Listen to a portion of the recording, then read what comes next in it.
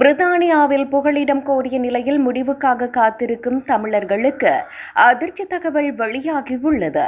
புகலிட கோரிக்கை நிராகரிக்கப்பட்டால் ஒரு தடவை மட்டுமே மேன்முறையீடு செய்ய அனுமதிக்கப்படுவதுடன் அங்கு நிராகரிக்கப்பட்டால் உடனடியாக நாடு கடத்த நடவடிக்கை எடுக்கப்படும் என உள்துறை அமைச்சு தெரிவித்துள்ளது.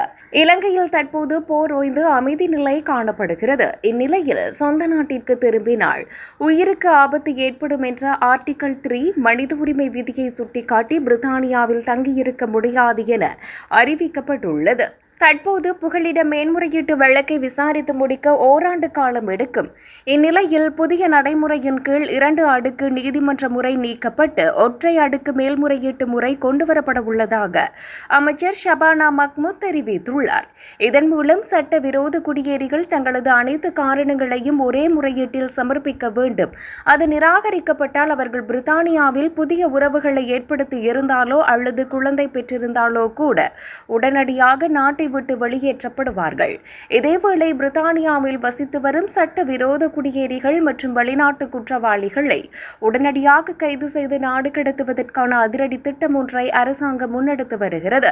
பிரித்தானியாவில் தடுத்து வைக்கப்பட்டு பின்னர் நீதிமன்ற உத்தரவுகளின் மூலம் விடுவிக்கப்பட்ட சுமார் 19,779 வெளிநாட்டு குற்றவாளிகள் தற்போது பிரித்தானிய சமூகத்திற்குள் சுதந்திரமாக நடமாடி வருவதாக உள்துறை அமைச்சு அதிர்ச்சி தகவலை வெளியிட்டுள்ளது.